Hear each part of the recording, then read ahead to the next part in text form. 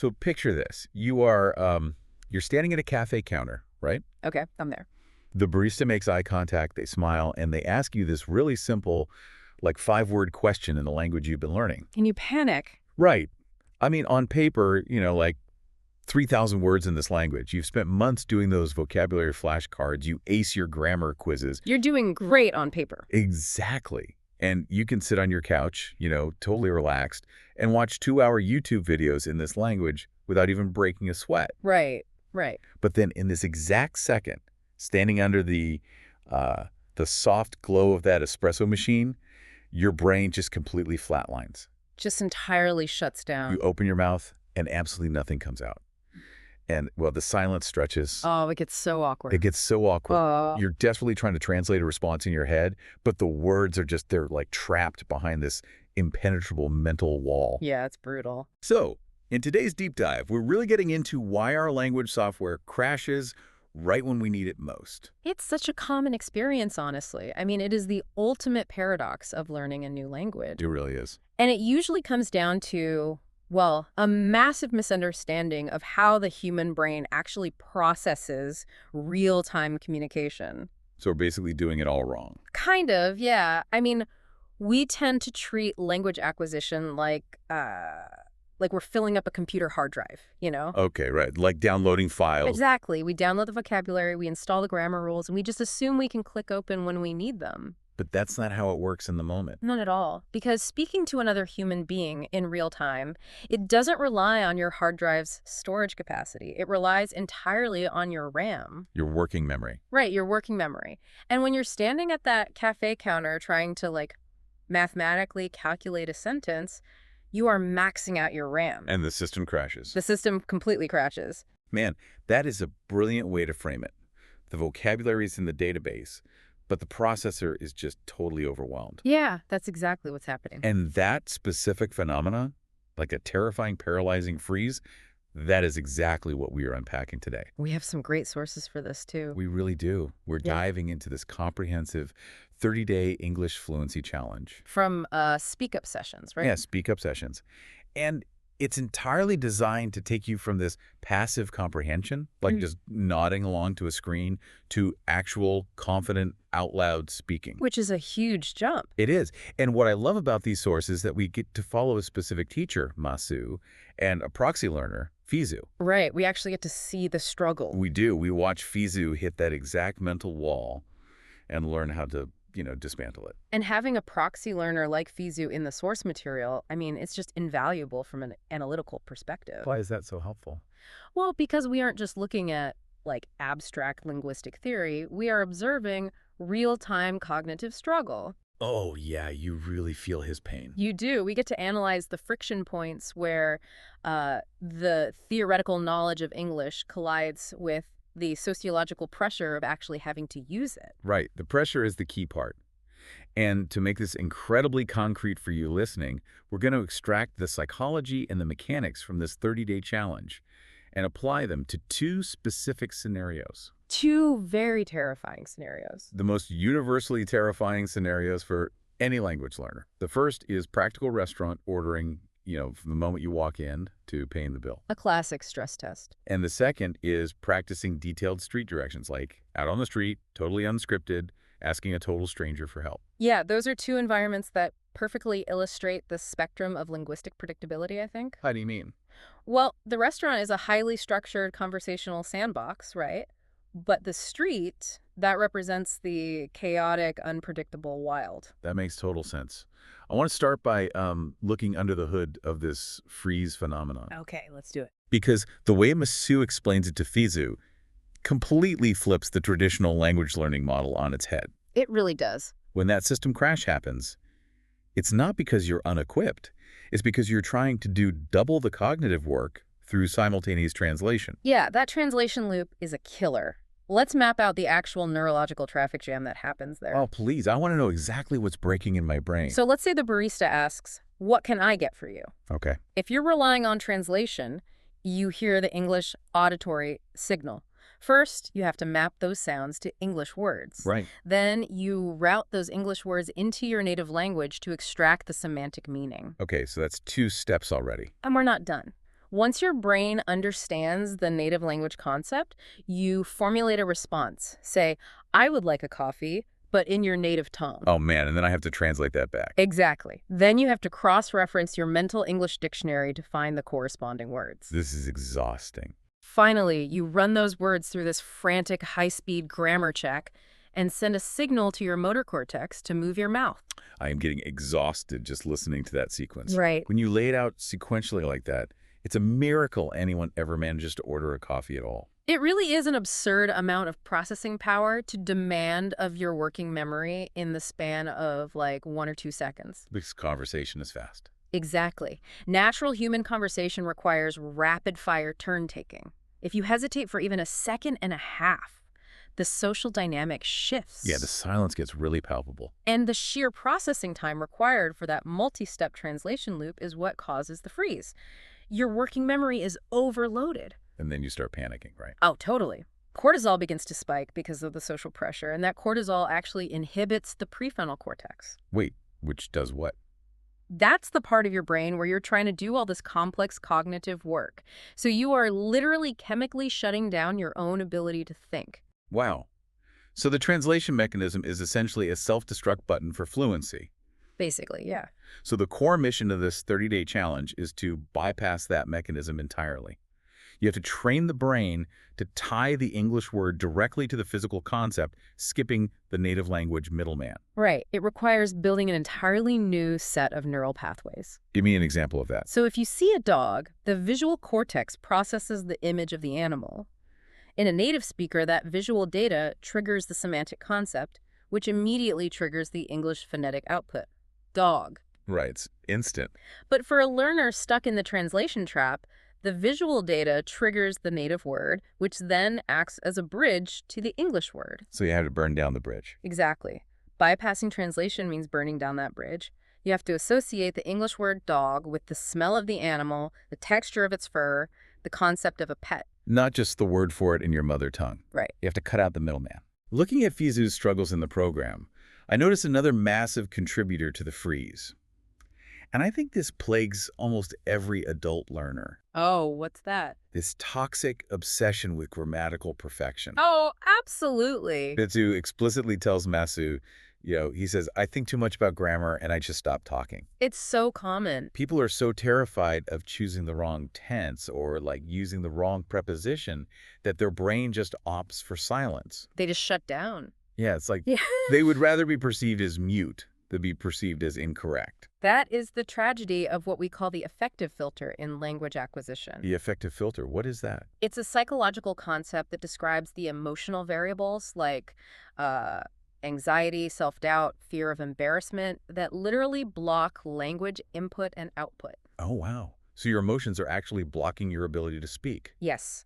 When an adult learner opens their mouth, they are inherently stripping away the sophisticated, intelligent persona they've built up in their native language. That's so true. You feel so smart in your own language. Exactly. But in the new language, they're reducing themselves to the linguistic capability of a toddler.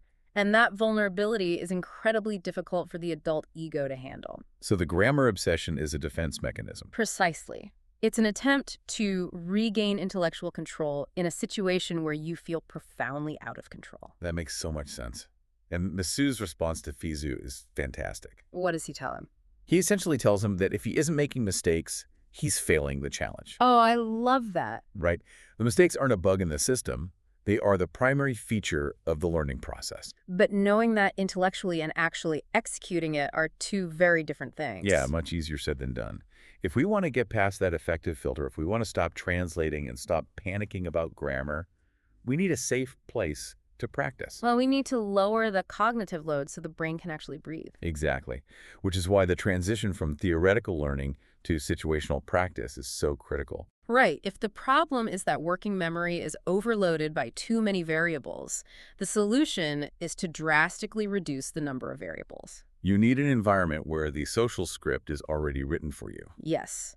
And linguistically speaking, there is no better sandbox for a language learner than a restaurant. Oh, practical restaurant ordering. Yeah. The sources break this down beautifully. It's fascinating how they do it. When you think about it sociologically, going to a restaurant is essentially a highly choreographed play, isn't it? It really is. Both you and the waitstaff know exactly what is supposed to happen, in what order, and what the ultimate goal is. You're going to exchange money for calories. Exactly. The parameters are locked in. You call this a controlled linguistic environment, right? Yes. Because the goals and the sequence of events are universally understood, the predictive power of your brain goes through the roof. Because you know what's coming. Right. You don't need to use your precious working memory to figure out what the waiter is asking. When they walk up to you at the door, they aren't going to ask you for your opinions on macroeconomics. No, they are going to ask if you have a reservation or how many people are in your party. Right. And by anticipating the script, you free up that cognitive bandwidth to focus entirely on the execution of your English. Exactly. So let's walk through that execution. Let's do it. Because Masu is very specific with Fizu about not just what to say, but how to say it to project fluency. Let's start at the door. Okay, so the host asks, do you have a reservation? And a panicked beginner might blurt out something hyperliteral. Right. The source notes learners often say things like, just one, only me. Yeah, which gets the point across, sure. But it signals immediately that you are translating from a native thought structure rather than using natural English. It communicates the data, but it lacks the sociolinguistic grace notes that make an interaction smooth. It feels slightly abrupt. Yeah, a little clunky. So the upgrade Masu offers is simple but transformative. What is it? Instead of only me, you use the standard table for one, please, or just one, please. Ah, much better. It fits the rhythm of the restaurant script perfectly. It does. But what really jumped out at me through this entire restaurant breakdown is the heavy reliance on politeness markers. Oh, yes. The word please is everywhere. Politeness markers are arguably the most powerful tool in a language learner's arsenal. They function as a kind of linguistic camouflage. Camouflage, how so? Well, in any social interaction, human beings are evaluating each other on a matrix of competence and warmth. Okay. When you are speaking a second language, your perceived competence might be slightly lower because of your vocabulary or accent. That's natural. Yeah. However, you can entirely compensate for that by artificially boosting your perceived warmth. Oh, that is so interesting. Words like please and thank you, or just softening your requests, they do an enormous amount of heavy lifting. So if I mess up the grammar, but I'm super polite? Exactly. If you make a grammatical error, but you do it with a warm tone and a please, the native speaker subconsciously categorizes you as a friendly, cooperative person who is trying their best. And they forgive the error. Instantly. But if you use perfect grammar and omit the politeness markers, you risk being categorized as demanding or rude. That is a brilliant life hack. Politeness as a substitute for perfect syntax. It works wonders. Okay, so you've deployed your politeness camouflage and secured your table for one. Next comes the drink order. Right, the waiter asks, can I get you something to drink? And this is where a lot of learners accidentally fall into that demanding tone you just mentioned. Yes, they do. They translate the direct desire in their head and they say, I want water. Ooh, yeah. The verb to want is really fascinating in English. Why is that? While it is grammatically correct and factually accurate, you do in fact want water. Right. But using it as a direct request to a service worker carries an authoritative, almost childlike demand. Like a toddler saying, I want juice. Exactly. It violates the implicit social contract of the restaurant, which requires a mutual performance of polite deference. So looking at the script, the strategy isn't about learning 100 different food words. No, not at all. It's about mastering one specific grammatical key that unlocks the whole menu. The modal verb would. Yes. Masu trains Fizu to pivot completely to, I'd like some water, please, or I would like to order. The phrase I would like is just the absolute workhorse of English hospitality interactions. It really is. It is a softened, conditional expression of desire. It gives the listener the psychological space to fulfill the request without feeling commanded. It's just so much nicer. It is. By mastering that single syntactic structure, I would like blank, please, you have essentially solved 80% of the conversational puzzle of ordering food.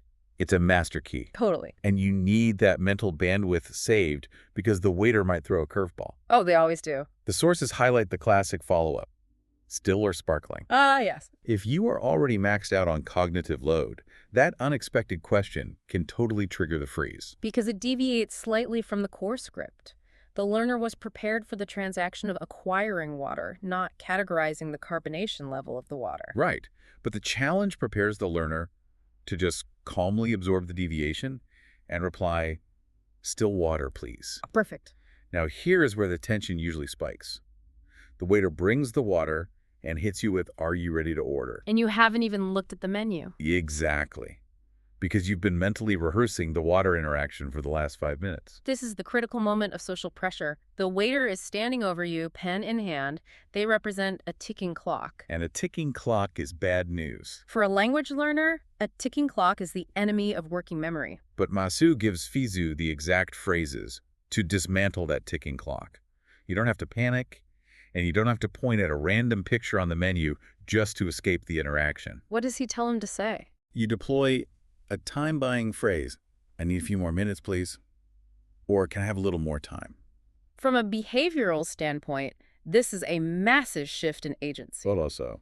The learner is no longer a passive victim of the waiter's pacing. By articulating a request for more time, the learner is actively managing the flow of the conversation. They are exerting control over their environment. And the waiter will inevitably say, "No problem, take your time." Because that's their script. Exactly. You just bought yourself a 5-minute cognitive break to actually look at the menu. It's a great tactic. So when they come back, you pull out your master key. "I'd like to order a chicken sandwich and a salad, please." Simple subject-verb-object wrapped in polite framing. Bulletproof. And because you've anticipated the script, you are also ready for the customization phase. Right, because waiters are trained to upsell or clarify. Like, "Would you like fries with that?"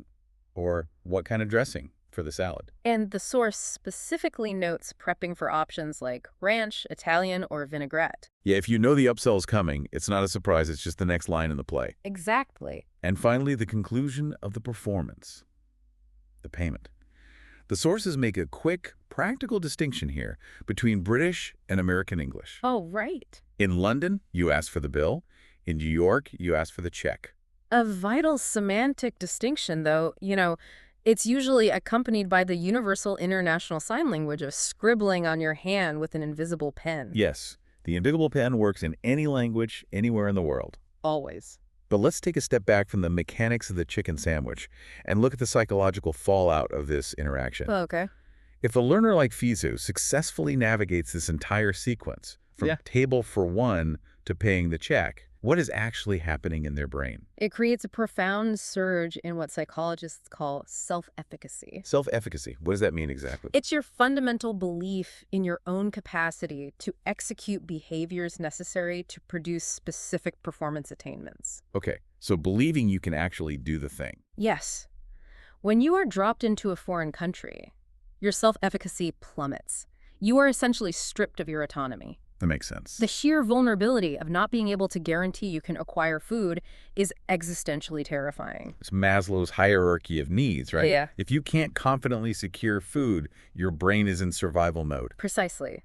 But the moment you walk into that restaurant, successfully deploy your English, manage the waiter, secure the exact calories you wanted, and complete the financial transaction. Yeah. You have empirically proven to your own nervous system that you can survive in this environment. Wow. You have proven that this abstract language you've been studying actually functions as a tool for physical survival. So the psychological barrier doesn't just lower, it shatters. It shatters. The confidence gained in that one controlled interaction radiates out into every other aspect of language learning. That is a phenomenal insight. It's not about the sandwich, it's about reclaiming your autonomy. Exactly. But as empowering as that is, eventually you have to stand up, walk out the door of that restaurant, and step back onto the street. And the street is not a controlled conversational sandbox. No, the street is the wild. No. Variables are infinite. Right. Which brings us to the second major scenario in the 30-day challenge, practicing detailed street directions. Navigating the streets. The highly nuanced art of asking a stranger for directions. This is the ultimate test of the freeze, because you have to initiate the interaction and you have no idea what the other person's going to say. The cognitive load spikes dramatically here for two reasons. Okay, what's the first? First, you are violating the social norm of urban anonymity by approaching a stranger. That triggers the affective filter and social anxiety. Definitely. And the second? Second, understanding directional responses requires you to map abstract, rapid-fire spatial vocabulary onto a physical environment that you are already lost in. That sounds like a nightmare. Let's break down the initiation first, because doing it wrong can go horribly wrong. Oh, absolutely. You can't just walk up to a pedestrian, point at Google Maps, and shout, "Train station." No, please don't do that. We return to the absolute necessity of politeness markers. But this time, they aren't just for camouflage. What are they for? They are for social permission. Social permission. Okay, the script Masu provides starts with an interruption buffer. An interruption buffer. I like that. Excuse me, can you help me? You don't even ask the question yet. You're just establishing contact. Right. The stranger will usually offer a socially compliant response like, yes, how can I help you? Which is what you want. Only then do you deploy the target phrase. I'm looking for the train station. Do you know where it is? It's a very sophisticated, multi-stage social maneuver. It really is when you break it Right. down. Excuse me, acknowledges that you are intruding on their time. Can you help me? Allows them to opt in or opt out of the interaction, granting them autonomy. Which people like. Exactly, I'm looking for. Establishes your vulnerability. And do you know where it is? Flatters their local knowledge. Wow, you're essentially engineering a social dynamic where the stranger feels compelled and empowered to assist you. You're setting them up to be the hero. Okay, so you've successfully engineered the interaction. The stranger has stopped. They're willing to help. Now comes the hard part. Now you actually have to understand the acoustic data they fire back at you over the noise of passing buses and street traffic. And native speakers giving directions rarely modulate their speed. They rattle off spatial data at a terrifying clip. So fast. The sources highlight the specific directional chunks you need to train your brain to catch. Like what? Things like, go straight down this street for 2 blocks, turn left at the second traffic light, you'll see it on your right side. Or the classic, it's just around the corner. Right, and the difficulty here isn't necessarily the vocabulary. It's not. Not really. The learner probably knows the words left, right, and block. The difficulty is the decay rate of auditory working memory. The decay rate. Yeah. When you hear a string of directions in a second language, the first instruction, like go straight for 2 blocks, begins to decay from your short-term memory the instant the speaker moves on to the second instruction. Turn left at the light. Right. By the time they finish talking, your brain has dropped the beginning of the sentence to make room for the end of the sentence. Yes, you are just standing there nodding politely while the information literally evaporates from your brain. It's just gone. Which brings us to what I consider the absolute crown jewel of this entire 30-day challenge. Masu teaches Fizu a technique called the confirmation strategy. Oh, this is an incredibly elegant cognitive hack. So the stranger says, go straight for 2 blocks, then turn left. Okay. Instead of just saying thank you and walking away into the abyss of being lost again, the learner is instructed to immediately repeat the synthesized directions back to the stranger. Yes. You look at them and say, okay, so I go straight, then turn left, and the stranger validates it. Exactly, you can't miss it. Let's analyze exactly why this is so powerful neurologically. Please do. By forcing yourself to articulate the directions immediately, you're doing 2 things. Okay. First, you are moving the data from your passive auditory buffer into your active articulatory loop. What does that mean? You are physically rehearsing the spatial map, which transfers the information from short-term memory into a more stable working memory state. It literally locks the map into your brain. So it solves the practical problem of getting lost. But what about the linguistic problem? Linguistically, it is a brilliant exploitation of immediate modeling. Modeling. The native speaker just handed you perfectly natural, syntactically correct English phrasing for the exact physical environment you were standing in. Wow. By repeating it back, you don't have to construct a sentence from scratch. You are essentially borrowing their fluency for a 10-second window to build your own phonetic muscle memory. That's amazing. You are speaking perfect English without the cognitive load of generating it. It's like drafting behind a race car to save fuel. You just slip into their linguistic slipstream. That's a perfect analogy. And the sources suggest throwing in one more question before you let them go, to gauge the physical scale of the map. How long does it take to walk there? To which they reply, about 10 minutes. Right. A vital piece of context that prevents a secondary panic attack when you've been walking for 3 minutes and haven't found the building yet. Absolutely essential context. Now, I have to challenge this whole street scenario for a second. Oh, go ahead. The mechanics make perfect sense. The confirmation strategy is neurologically sound. Right. But frankly, if I step onto the sidewalk in a bustling city during rush hour and I try to run this multi-stage conversational script on a commuter, there's a very high probability they're going to roll their eyes, say they are late, and briskly walk away. That is a real risk, yes. Does this strategy actually survive first contact with a stressed-out native speaker? How do we overcome the sheer paralyzing fear of social rejection? That is the most potent fear in language learning. It's terrifying. The affective filter is entirely driven by the biological imperative to not be ostracized from the group.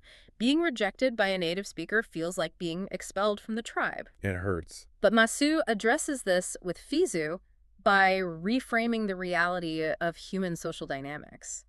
How so? You have to separate the linguistic interaction from the personal evaluation. Okay, what does that look like? Yes, someone might brush past you on a busy street, but why? Is it because your English is terrible and you are unworthy of their time? That's what it feels like. But it's not. Is it because they are late for a meeting, stressed about a mortgage, and hyper-focused on their own life? Oh, right. They have their own stuff going on. Human beings are generally pro-social. If you deploy those politeness markers, excuse me, can you help me? The vast majority of people will pause. Because it triggers their own desire to be perceived as helpful and competent. Exactly. And the profound advice Masu gives is a lesson in cognitive filtering. Focus entirely on the people who support the interaction and aggressively ignore those who don't. Aggressively ignore them. If a stranger is rude to you when you politely ask for directions in a second language, that is a data point about their emotional regulation and character. Not a data point about your linguistic value. You have to intellectually detach from the rejection. Aggressively ignore those who don't. That is incredibly empowering. It shifts the burden of the awkwardness entirely onto the rude person. It really does. Okay, so we have the scripts for the restaurant, we have the psychological armor, and the confirmation strategy for the street. We know what to do. We know what to do. But how do we physically train the brain and the mouth so that these phrases actually materialize in real time? This is where we transition from acquisition to physical conditioning. Physical conditioning. Yes, the theoretical knowledge must be transmuted into physical muscle memory. Which dives right into the mechanics of improvement, heavily emphasized in the 30-day challenge. They push a specific practice tool relentlessly: shadowing. Shadowing is incredibly effective. What is the actual mechanism of shadowing, and why does it feel so profoundly unnatural when you first try it? Shadowing is a technique originally developed for training simultaneous interpreters. Really? The mechanism is brutally simple, but cognitively exhausting. You listen to a piece of native audio, like a podcast, a video, a dialogue, Okay. and you repeat the words out loud simultaneously, staying about a fraction of a second behind the speaker. Simultaneously. You don't wait for them to finish. You do not wait for them to finish the sentence. You follow them like an auditory shadow. So if the audio says, "I'm looking for the train station," I am saying I'm looking right as they are hitting the word station. Precisely. Wow. Now, why does it feel unnatural? Because you are forcibly overriding the brain's natural inclination to pause, analyze, and translate. Oh, you literally don't have time to translate. Shadowing completely suffocates the translation mechanism because you simply do not have the time to do it. You cannot hear the English, translate it to your native tongue, understand it, and then speak the English, all while the audio is still running. It's impossible. It is. You have to bypass the semantic processing center and wire the auditory input directly to the motor output. You are quite literally hacking the system to circumvent the bottleneck. Exactly. And physically, what you are doing is building proprioception in your articulatory organs. Like your tongue and lips. Your tongue, lips, jaw, and vocal cords. Every language requires a unique set of micromuscular movements. I never thought about that. Your mouth is entirely habituated to the physical shapes of your native language. When you speak a new language, your brain knows the word, but your muscles literally don't know how to move fluidly to produce it. So it comes out clunky. Right. Shadowing is quite literally a gym workout for your face. You are forcing your muscles to adopt the rhythm, the intonation, and the stress patterns of a native speaker through relentless physical repetition. It's the difference between reading a book about how to swim and actually getting in the pool and moving your arms. That's a great way to put it. Now, alongside this intense physical training, Masu hammers home a second rule for Fizu: simplicity. Simplicity. Yes. The program argues that a massive cause of the freeze is learners trying to speak like 19th century novelists. This is the perfection illusion manifesting in vocabulary selection. What do you mean? Learners often equate complex vocabulary with fluency. Right. They want to express that they are exceedingly delighted by the ambiance, and while they're frantically searching their mental hard drive for the translation of exceedingly, the conversation moves on. And they freeze. Masu says to just say, "I'm very happy." Or if you forget the word for relaxing, don't stall out. Just say it was nice or good. It comes back to the core purpose of language, the transmission of a concept from one brain to another. Right, communication. If the goal is communication, high-frequency, simple vocabulary is incredibly efficient. It just works. Keeping the vocabulary simple drastically reduces the cognitive load, preventing the freeze. It allows you to maintain the rhythm of the conversation, which, sociologically, is often more important than the precision of the words. The source material offers a perfect example of this in a clothing store scenario. Ooh, I like this one. You don't need multi-clause conditional sentences to buy a shirt. The target dialogue is wonderfully blunt. Let's hear it. I'm looking for a shirt. What size? Medium, please. Where is the fitting room? Perfect. It's rapid fire, it's highly functional, and it requires almost zero complex grammar. Which is exactly the linguistic profile you want when executing a basic commercial transaction. However, keeping it simple does not mean we are immune to structural errors. No, definitely not. And the 30-day challenge does not ignore grammar completely. It highlights specific grammar traps that almost every learner falls into under pressure. These are so interesting. And I don't want to patronize anyone listening by just explaining basic English rules, but I want to look at why our brains suddenly fail to apply rules we already know perfectly well. The most fascinating errors are the ones made by learners who can easily pass a written grammar test, but fail in spoken dialogue. Yes, the temporal markers, the tenses. A classic trap. The sources show Fizu constantly struggling with this. Someone asks him what he did this morning, and he replies, I wake up at 7. Instead of woke up. Right. Masu has to gently remind him it's woke. Or the struggle between I eat versus I ate. Very common. If Fizu knows the past tense rule, why does his brain drop the ball the second he opens his mouth?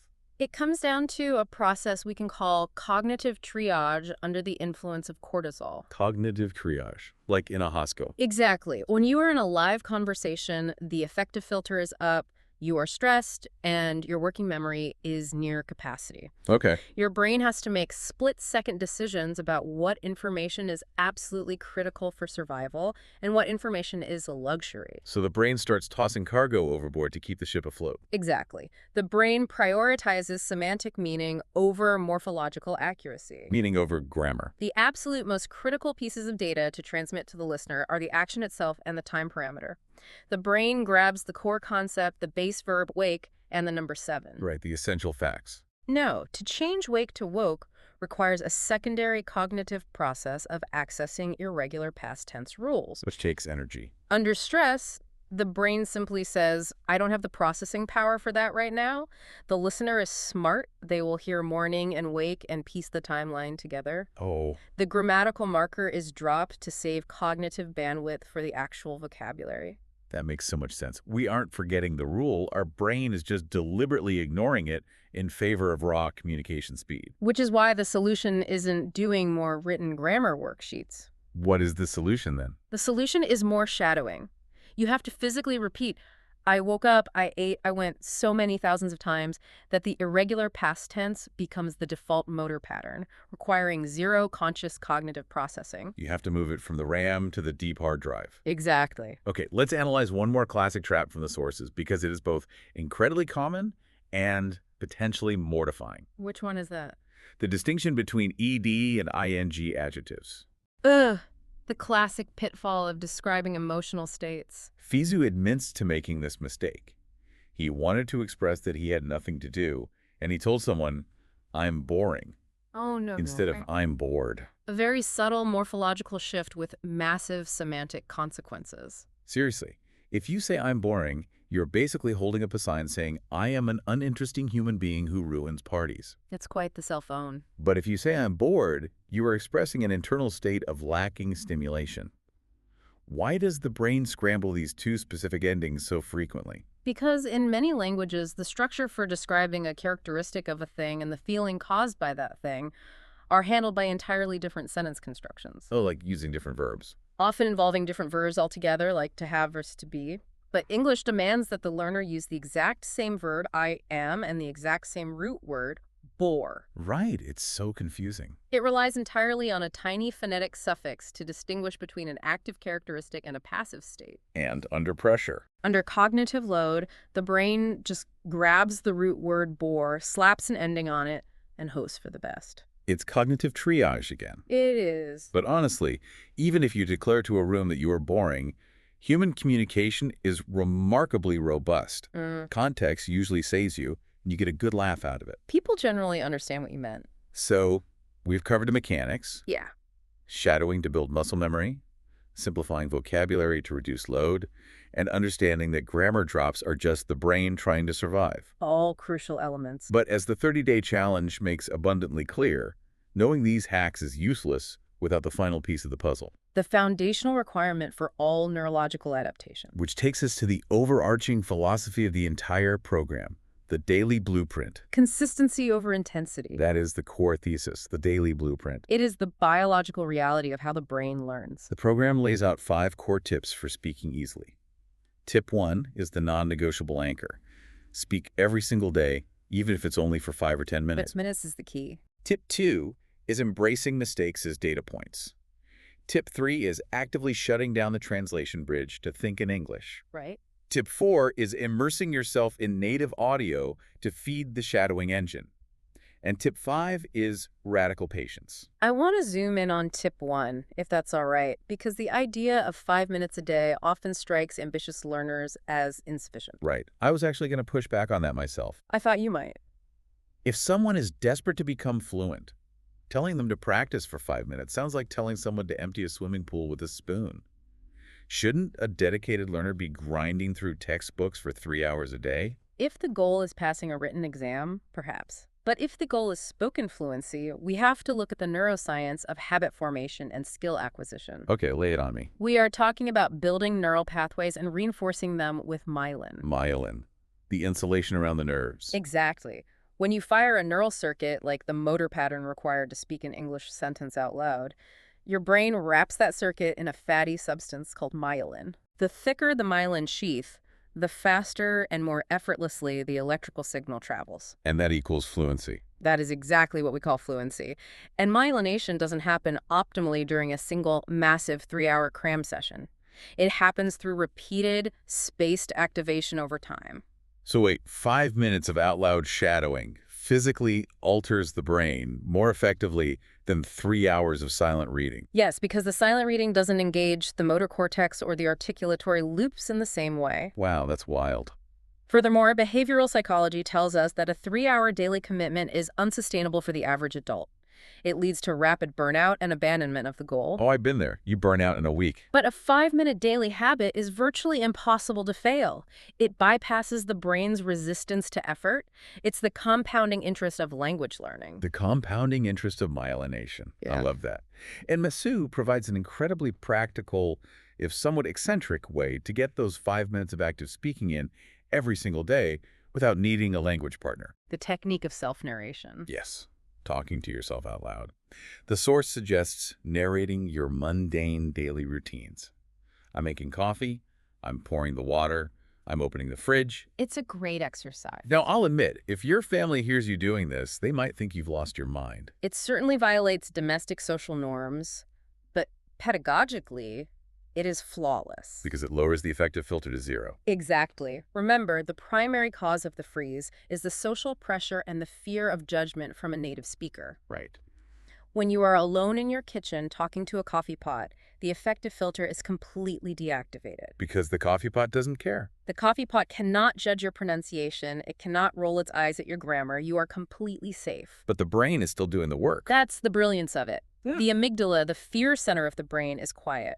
But the motor cortex and Broca's area, the language production centers, are firing at full capacity. You're laying down the myelin sheaths. You're laying down the myelin sheaths, building the phonetic muscle memory, and practicing the syntactic structures, all without the toxic interference of cortisol. That is so cool. You are rehearsing the physical act of speaking so that when you are finally on the stage with a real human being, the biological machinery is already primed and ready to go. You are literally rewiring your brain in the safety of your kitchen. Exactly. Looking at the broader vocabulary the sources use to describe this 30-day journey, words like challenging, progress, confident, rewarding, they just keep appearing.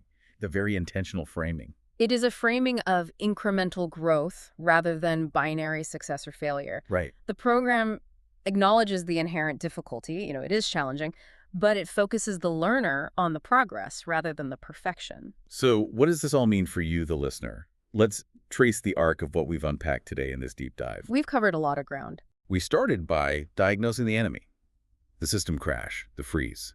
We learned that it's not a lack of vocabulary, it's an overload of working memory caused by the frantic multi-step process of mental translation. We identified the biological reality that cortisol and social anxiety actively shut down our ability to access the language we know. Right. And to combat that, we entered the ultimate conversational sandbox, the restaurant. Practical restaurant ordering. We explored how anticipating the script lowers the cognitive load. We saw how mastering a simple modal verb like would, wrapped in the camouflage of politeness markers like please, can simulate total fluency and allow you to successfully order that chicken sandwich and side salad. Which crucially rebuilds the self-efficacy and autonomy that language learners desperately need. Then we took those skills out into the wild, onto the unpredictable streets. Practicing detailed street directions. We analyzed the sociological engineering of asking a stranger for help, using interruption buffers, and we uncovered the incredible neurological hack of the confirmation strategy. Repeating directions back to lock them into working memory and borrow the native speaker's fluency. Finally, we grounded all of this in the physical mechanics of improvement. We look at shadowing as a physical workout for your articulators, cognitive triage as the reason our grammar drops under stress, and self-narration as a way to lay down myelin without triggering the effective filter. And underneath all of this was Masu's core philosophy for Fizu. Mistakes are the curriculum. Mistakes are the curriculum. If you wait for perfection, you will wait forever. Fluency is not about flawless syntax. It is about the messy, beautiful reality of human connection. That is so true. The only metric that matters is comparing your ability to communicate today with your ability yesterday. It requires a fundamental shift in identity from student of English to user of English. That identity shift is huge. I think that identity shift leads perfectly into the final thought I want to leave you with today. What's that? We've spent this time talking about how to train your brain to stop translating and start thinking directly in English. We've talked about bypassing your native tongue to map concepts directly to English words. Right, yeah. But when you actually achieve that, when you start forming spontaneous thoughts, emotional reactions, and social requests entirely within the framework of a new language, you are doing something much more profound than just communicating data. You are engaging with linguistic relativity. Exactly. The Sapir-Whorf hypothesis suggests that the structure of a language influences how its speakers conceptualize the world. It shapes how you think. When you learn to navigate the polite deference of an English restaurant script, or when you learn to confidently interrupt a New Yorker on the street using English social markers, you are adopting new cultural behaviors. You're acting differently. You might find that you are slightly more assertive, or perhaps more overly polite, than you are in your native language. You aren't just downloading a new vocabulary database, you are actively developing a slightly new personality. A version of yourself that interacts with reality through a completely different lens. So the ultimate question to ask yourself as you tackle this 30-day challenge isn't just, how fast can I learn English? It's what new version of myself is waiting to finally speak up. It really is a remarkable journey of self-discovery, masquerading as a language course. It really is. So the next time you find yourself standing at that cafe counter and you feel the familiar panic of the freeze creeping up your spine, take a breath. Just breathe. Remember that your RAM is just a little overloaded. You have the master keys. You've done the self-narration in your kitchen. You aren't stepping onto the stage blind anymore. Drop the translation. Embrace the inevitable grammatical mistakes and just speak. Thank you for taking this deep dive with us.